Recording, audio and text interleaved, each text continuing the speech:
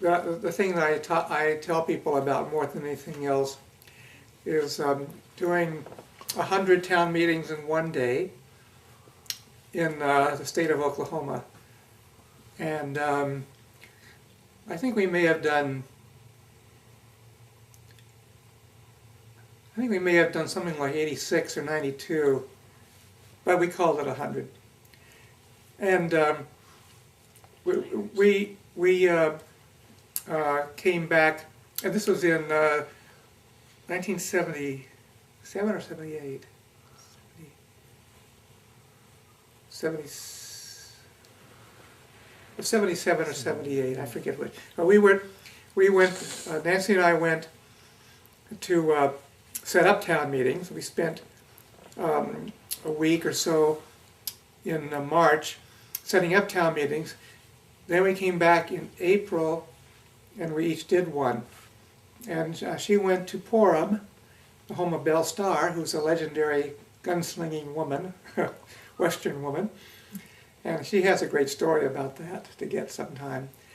And I went to a place called Moffett, which is the last exit off of I-40 before you enter Arkansas and go into Fort Smith. And Moffett was a town that was literally a junk heap. You drive into the town, and it's where people kind of dump their cars when they leave Oklahoma and their cars give out. They just coast down into the town, they leave their car, and they walk on. And so the main street of Moffett, Oklahoma was lined with piles of cars rusting away and other junk, old refrigerators and stoves and just all kinds of stuff. And the people of that town were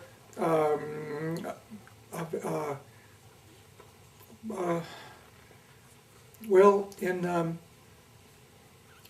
Kentucky and in eastern Kentucky, they would have called them hillbillies. But it was, I don't know what the slang was in Oklahoma and Arkansas for that, but they were really kind of backwoods folks. The mayor of that town had gotten excited about doing this project, and he was the one who made the request that we send a team. Well, anyway, on this morning in April of 77 or 70, it must have been 70. It was 77 because 78 we were doing the town meeting campaign in Georgia. On that April day, we dropped Nancy off in the car we were in at Porham because we were going to go back, because that's halfway from Oklahoma City to Moffett, so we were going to pick her up on the way home. So she went off to her town meeting, and then Evelyn Kurohara was assigned with me to do this town meeting in Moffett.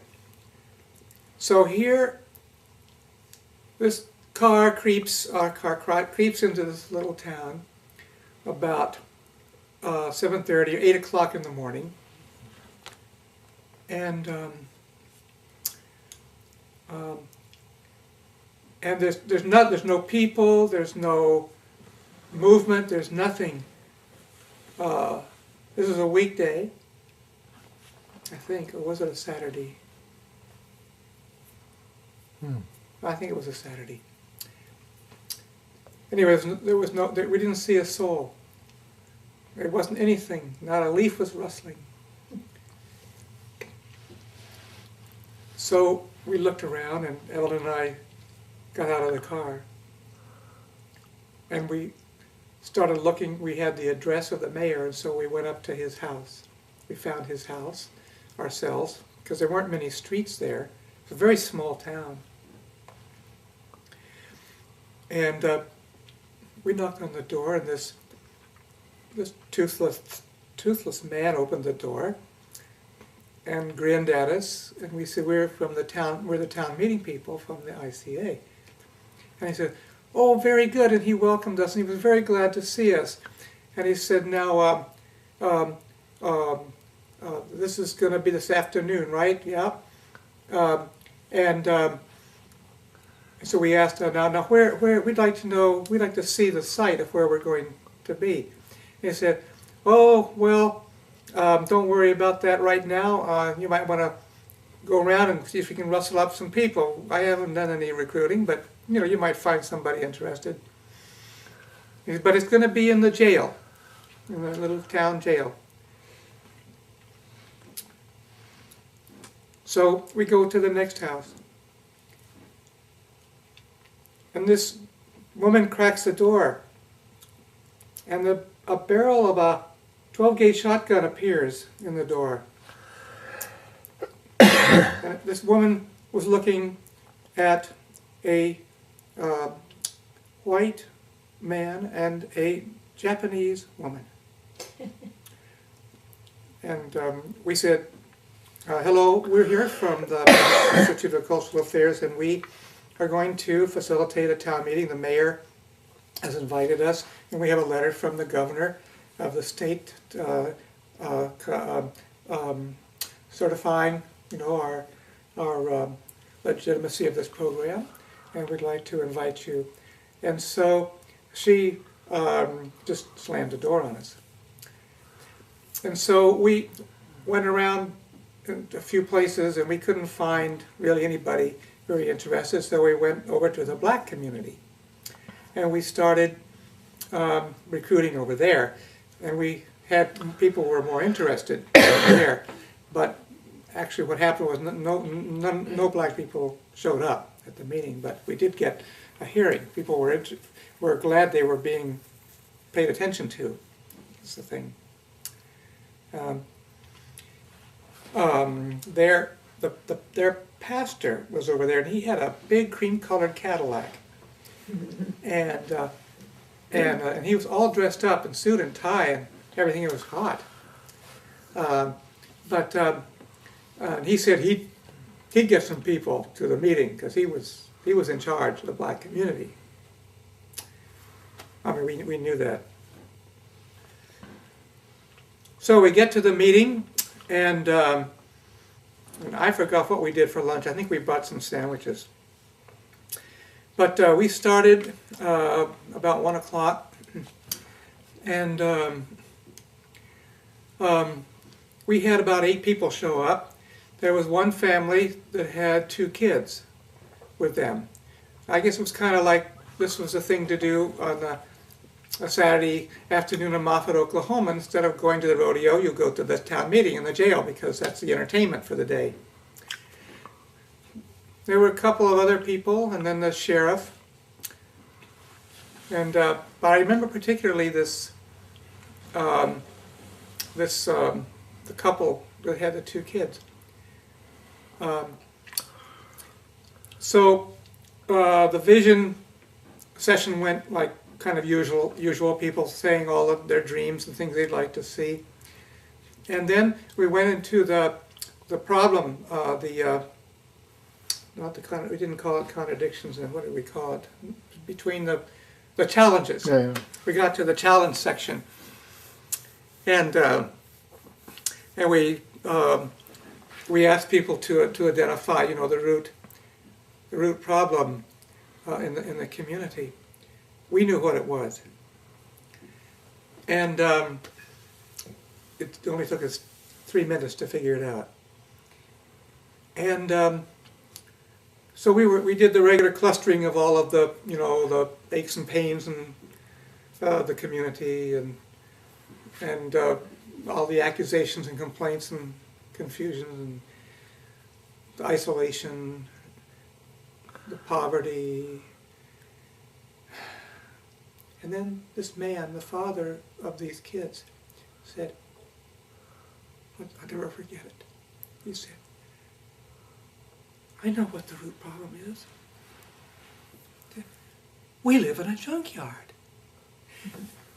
And it was evident to Evelyn and I and me that It was the first time he recognized it. So we built a great plan, and the kids came up with a major tactic in the proposal section, major proposal, and that was to build a junk park. And they said, "I know, we can build a junk park." You know? And so we did the whole rest of the program around the junk park, and we wrote a song about we sang a song, wrote something about it, living in junky land, and they drew pictures. The kids drew these wonderful pictures of the junk, the piles of junk, and how they were going to organize it. And then and we just had a wonderful time with that little band of people.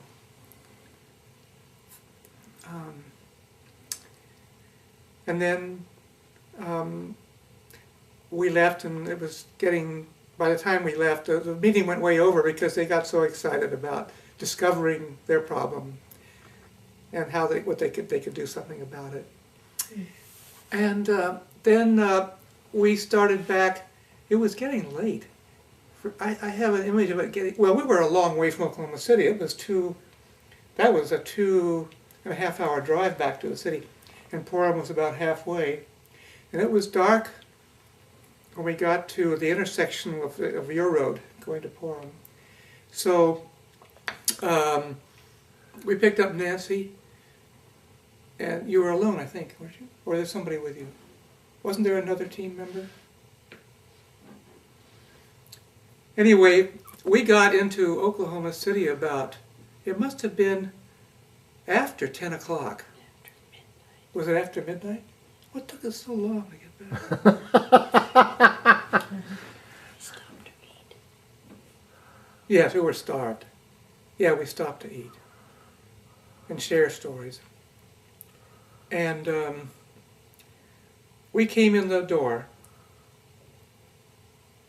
and the group, a lot of them were sitting on that wonderful stairway in the center of the Oklahoma City house.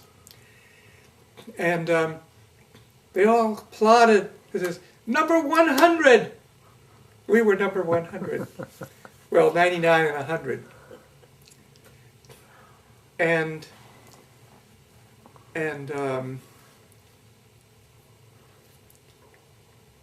I was reading a U.S. News and World Report about somewhere around 1992 or 3.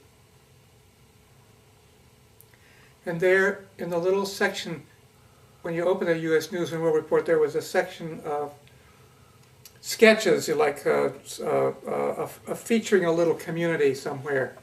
It had, and there in this issue, it was just coincidental I picked up this issue. There was a little write-up about that big, and a picture of Moffett, Oklahoma, and their junkyard. Oh. In U.S. News and World Report. My, oh my, oh my, oh my. That was a wonderful experience.